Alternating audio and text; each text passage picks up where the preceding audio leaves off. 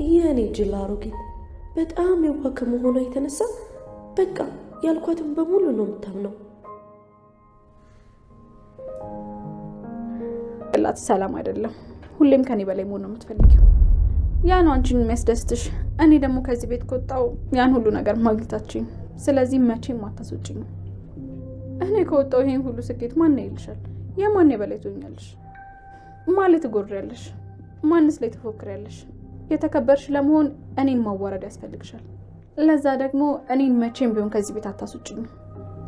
ቅድምስ ለዛ አይደለ ወደ ቤት የመለስሽኝ? ምን ነው የምትቀባጠሪው? አጉላትን መጻደቅብኝ። እሺ እውነት ነው የተናገርኩት። እሱን ደግሞ ልብሽም ያውቀዋል። ይኸውልሽ ሁለት ነገር ብቻ ልንገርሽ። አንደኛው በዚሁ ከቀጠልሽ ሁሉን ነገር አተሽ ብቻሽን ትቀሪያለሽ። ልብሽ ንጹህ ስላልሆነ ያልሽውን ነገር በሙሉ በክፋትሽ ታጭዋለሽ። ብሌን መስመርሽን እያለፍሽ ነው፣ ተጠንቀቂ። ሌላው ደግሞ ከዚህ በኋላ በዳጊ ጉዳይ መቼም ቢሆን አታታልኝ። ማናችሁም ከዚህ በኋላ ከዳጊ ጋር ታቀያይሙኝ። ለዳግም እንኳን አይደለም ከአንቺ ጋር ከዓለም ጋር ጣላለታለሁ። እሱ እኔም ብቻ ነው የሚያፈቅረው። እኔም ብሆን እንደዛው ለማንም ብዬ የምወደውን ሰው አልሰዋም። ደህና ሁኚ ትንሿ እህቴ። እባክህ እንደዚህ አታድርግ ሳሚ።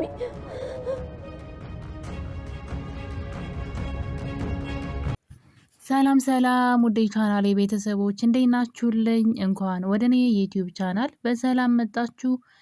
አደራ ድራማ በአደራ ድራማ በክፍል 57 ላይ እንግዲህ ቃል አቶ በኃይሉን ከጨዋታ ውጭ አድርገዋለች።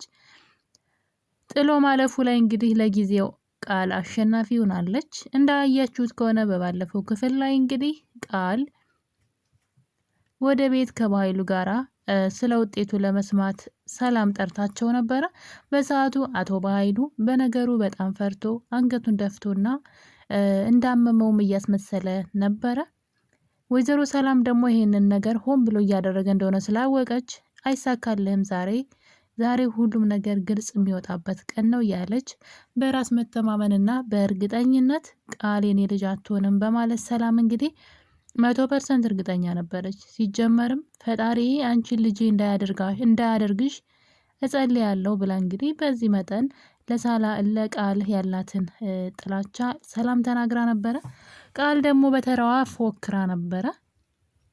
እንግዲህ ይህ ውጤት ልጅሽ መሆነ ሲታይ ያኔ እንደ ሞትኩ ቁጠሪኝ ልጄ ብለሽ እንዳትጠሪ በማለት አንቺ ሰዋን ለመብላት ሞክራ ነበረ።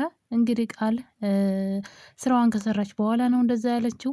ሰላም ደግሞ እንግዲህ ነገሮችን በጥንቃቄ ስለሰራች በፍጹም ፈጣሪ አንቺን የኔ ልጅ እንዳያደርግሽ ነው የምጸልየው ብላ እንግዲህ ከጥላቻዋ የተነሳ በጣም ነው ያስቀየመቻት ልበል አይዶን ነው ብቻ የተኛችበትን ልብስ ሳይቀር እንግዲህ ጋዛር ከፍክፋ ነበረ ስታቃጥለው የነበረው። ቤት ውስጥ የሷ ድምጽ ነበር እንደ ሰይጣን እየጮኸ የሚያስቸግራት ለተወሰነ ቀንና የተወደቅሽ እንኳን አለቻትም አውታ ስትጥላት። ታዲያ የምርም ልጅ አትሆንም ብላ ከልቧ አውታ ያባረረቻት ቃል ምንም ሳይመስላት እንግዲህ የምርመራው ቀን በራስ መተማመን እርግጠኛ ነበረች። በኃይሉ ግን በነገሩ አሁን ተዋረድኩኝ አሁን አፈርኩኝ ብሎ እየተቀለሰለሰ እና እንግዲህ ቃልን እስኪ ሰላምን ይዘሻት ወደ ውጭ ብሏት ነበረ። እስኪ አንዴ የመጨረሻ እድል እንሞክር፣ ተዋረድን እኮ እባክሽ ሰላምን ይዘሻት ወደ ውጭ ለመውጣት ሞክሪ፣ እኔ ዶክተሩን ላናግረው ሲላት፣ ቃል ግን አይ ከዚህ በኋላ እኮ ውርዴታችን መከናነብ ነው ያለን አማራጭ፣ ምንም የምናደርገው ነገር የለም በኃይሉ በቃ ተዋረድን እያለች እሷ ራሱ በኃይሉን እንዴት አድርጋ እንዳታለለችው እዚህ ጋር አሁን በኃይሉ በጣም ፈርቷል። እሷ ደግሞ ተስፋ እንደቆረጠች እና ነገሩ ከዚህ በኋላ ምንም ማስተባበል እንደማትችል ውርዴታቸውን ሊጋፈጡ ሊከናነቡ እንደሆነ ለበኃይሉ እየነገረችው ነበረ። ተስፋ እንደቆረጠች በኃይሉም የምር ነው የመሰለው። እሷ ግን ስራዋን ሰርታ ነበረ እና እንግዲህ ቃሌ ልጃ የሰላም ልጅ መሆኗ ሲታወቅ በምርመራው በኃይሉ ደንግጧል። ማለት በቃ ናት እንዴ ምናምን ያለው አይታችሁት ከሆነ ምክንያቱም ቃል እያስመሰለች ነበር ከሱ ጋራ ተዋረድን ከዚህ በኋላ በቃ ውሬታችን ነው ዛሬ እያለች ስለሆነ ውጤቱ በቃ የቃል እጅ ይኖርበታል ብሎ ሊያስብ ራሱ ዶክተር ማነው አቶ በኃይሉ ያልቻለው ነገር። በዛ ላይ ደግሞ በኃይሉ ተጠራጠረ። ምናልባት ቃል የሰላም ልጅ ናት እንዴ እንዴት ሆኖ እያለ ከራሱ ጋር እንግዲህ ሲናጋገር እያየነው ነበረ። ነገር ግን ቃል ድራማውን እንግዲህ አሳምረዋለች። ነገር ግን እሷ ውጤቱን ስለቀየረችው ነው የነገር እንደዚህ የሆነው። ታዲያ ውጤቱን ስትቀይር በድብቅ በራሷ ነው ያደረገችው። ምክንያቱም ይህ ነገር እውነት እንዲሆን ትፈልጋለች። አሁን በኃይሉ ምርመራ ተደርጓል። የተደረገው ምርመራው ሲደረግ የቃልና የሰላም ናሙና እንደተወሰደ ያውቃል። ዶክተሩ ስራውን በስርዓት እንደሰራ ደግሞ ያውቃል። ማለት በቃ ይሄ ምንድነው ተመሳሳይ ነው። በቃ እዚህ ጋር አሁን ምርመራው ላይ ያለ ስህተት ተመሳሳይ ሲሆን በኃይሉ ራሱን ሁሉ ሲጠራጠር ነበረ። እንዴት ነው ቃል የሰላም ልጅ አይደለችም ማለት ነው? ማለት ናት ማለት ነው የምር ናት ብሎ ራሱን መጠየቅ ጀምሮ ነበረ። ታዲያ ቃል እንግዲህ እዚህ ጋር ነው ስራዋን የሰራችው። በኃይሉም እንዲያምን ሁሉም ሰው ውጤቱን የሚቀየርበት ቻንስ እድል እንደሌለ ስለሚያውቁ በምንም ተአምር ውጤቱ ተቀየረ ብለው ስለማይሉ ያምናሉ ብላ ነው ያሰበችው። እና እንግዲህ በመጨረሻም እንግዲህ ዶክተሩ እንደዛ ብሎ ከሄደ በኋላ አቶ በኃይሉ እሷን ለመጠየቅ ሞክሮ ነበረ። ያደረግሽው ነገር አለ ወይ? እንዴት ነው ውጤቱን የቀየርሽው ቢላትም እኔ ምንም ያደረግኩት ነገር የለም፣ እማቀው ታሪክ የለም። ግን ማመን ላትችል ትችላለህ፣ ማመን ሊያቀት ይችላል በኃይሉ። እውነታው ግን እኔ ትክክለኛ የሰላም ልጅ ነኝ በማለት እንግዲህ ለበኃይሉ ሳይቀር አስረግጣ ነግረዋለች። ያው ያላት እድል እንግዲህ ይሄ ነው ቃል ማለት ነው። የመጨረሻ እድሏ ይሄን መሞከር ነው፣ በኃይሉ ማሸነፍ። በተለይ ደግሞ ይሄ ነገር የማይታወቅባት ከሆነ ቃል እስከ ጥግ ድረስ እድል አላት ማለት ነው። በእርግጥ ያው ውሸት ነው፣ ጊዜ ጠብቀው መበላሸቱ የማይቀር ነው። ነገር ግን ቃል አሸናፊ ትሆናለች፣ በኃይሉም ማሸነፍ ትችላለች። በምንም ነገር በቃ ሊከራከራት አይችልም። እና በጣም ነበር የሚገርመው። እንግዲህ ሁላችንም እንዴት ተቀየረ እያልን ግራ ስንጋባ የምርም እኔ አብዛኞቻችን ማለት ነው እኔንም ጨምሮ የምርም ይች ልጅ የሰላም ልጅ ናት ማለት ነው። ስለዚህ ውጤቱ ትክክል ነው።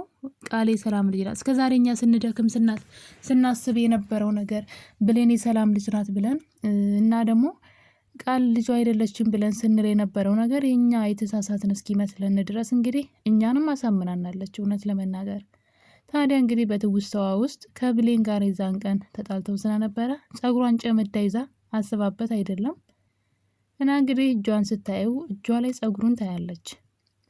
እናም እንግዲህ ቃል ይህንን ስራ መስራት ነበረባት። ያ ጸጉር ለናሙና እንደሚያስፈልጋት ስታውቅ ዶክተሩ እንግዲህ ወደ ሌላ ነገር ልቡ ወደ ሌላ ነገር በሄደ ሰዓት ነበረ ከጀርባው እንትኑን ከፍታ የሻንጣውን ማለት ነው ውጤቱን ሌላ በብሌን ጸጉር ያደረገችው። በነገራችን ላይ ጥያቄ የፈጠረብኝ ነገር የዲኤንኤን ውጤቱ ላይ ወይም ደግሞ ምርመራ የተደረገበት የጸጉር ናሙና የቃል እንዳልሆነ የማወቅ ይቻል ነበረ።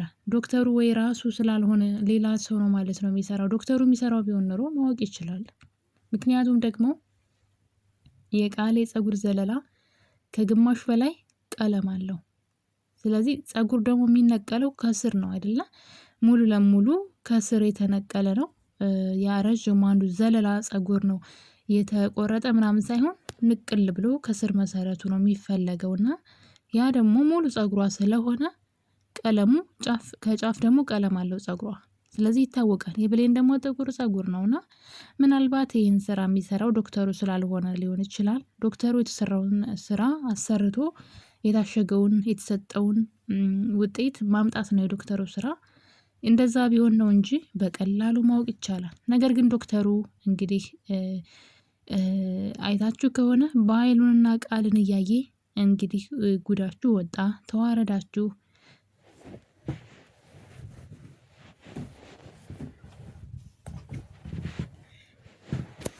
በብዙ ነገር ውጤቱን ለመቀየር ሲታገሉ ስለነበረ እሱም በእርግጠኝነት ውጤቱ የቃል እንደማይሆን ዶክተሩ ራሱ 100% እርግጠኛ ነበረ። ምክንያቱም ያ ሁሉ መጋጋጥ መቼም ለጌጥ አይሆንም።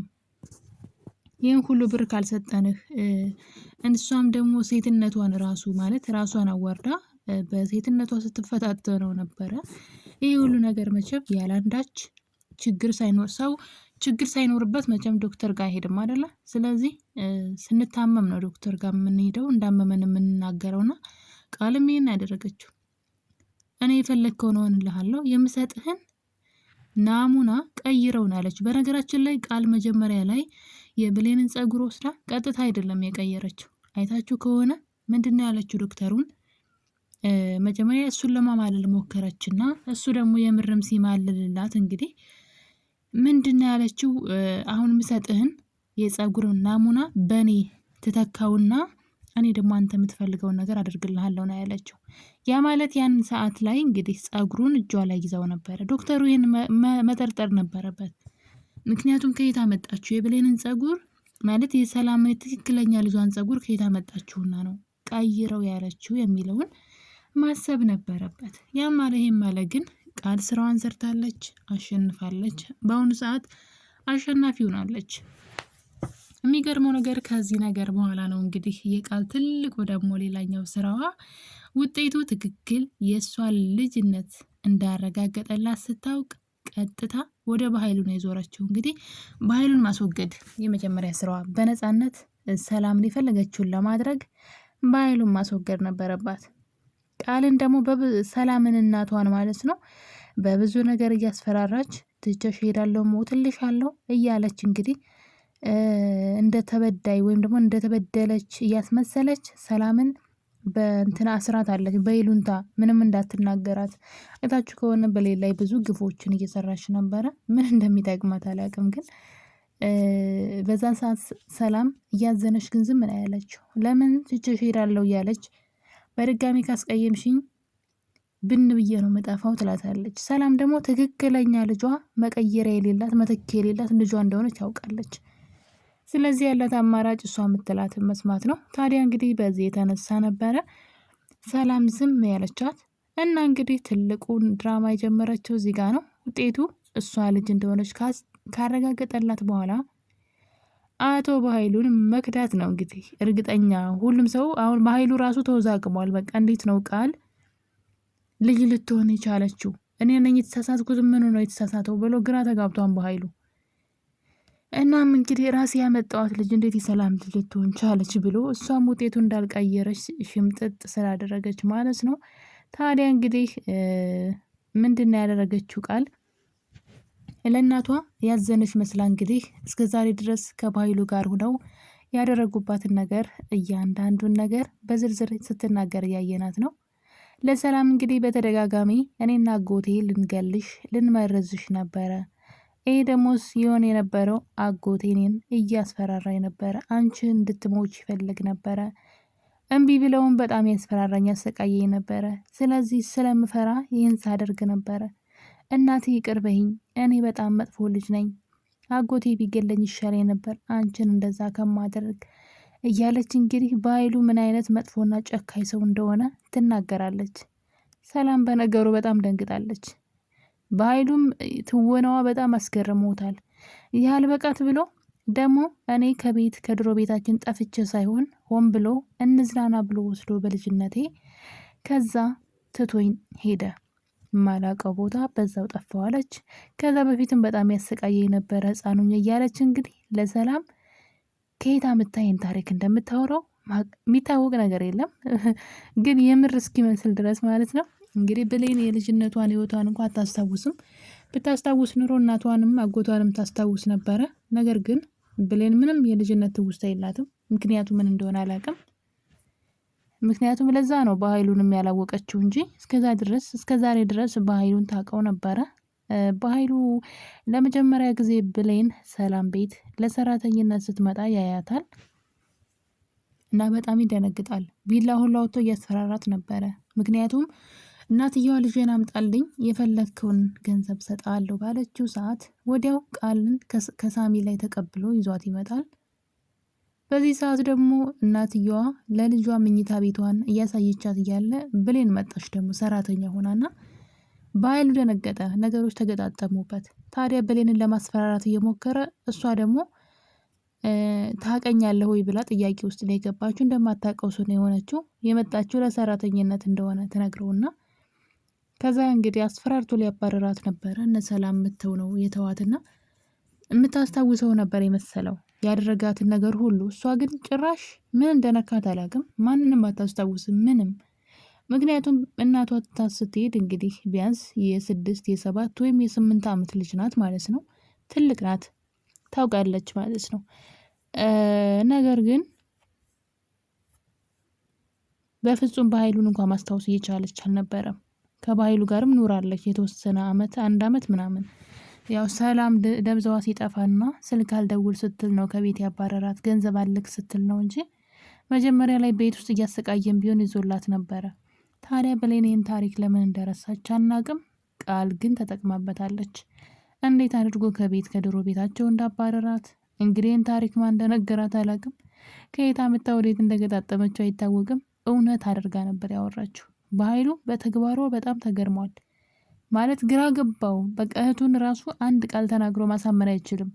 ነገሩን የተናገረችው ነገር ሁሉ ትክክለኛና እውነት አድርጋ ነበረ ቃልና በጣም ነው የምታስገርመው።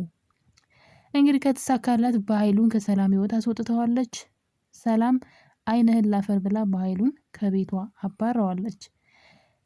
ልጄንም ሆነ እኔን ድጋሚ ብትናገር ልትገለኝ ሙከራ በማድረግህ እከስሃለሁ ነፍስ በማጥፋት ብላ በኃይሉን ከቤት ስታስወጣው ግን በኃይሉ ምን አላት? እንደውም እኔ አንቺን ለመጉዳት ብዬ ነው ይዣት የመጣሁት እንጂ የአንቺ ልጅ አይደለችም ቢላትም ሰላም መስማት አልፈለገችም። ስለ ልጄ ምንም እንዳትል ብላ ከቤት ገፍትራ አስወጥተዋለች። ታዲያ እንግዲህ ቃል አሁን ላይ ረዳት ሰው ያስፈልጋታል። በኃይሉም በቀላሉ አይለቃትም። ከዶክተሩ ጋር እየሰራ ነው። ስለዚህ የፀጉር ናሙናዋን በድጋሚ ታመጣልኝና ሰራለሁ እያለ ነው ዶክተሩ።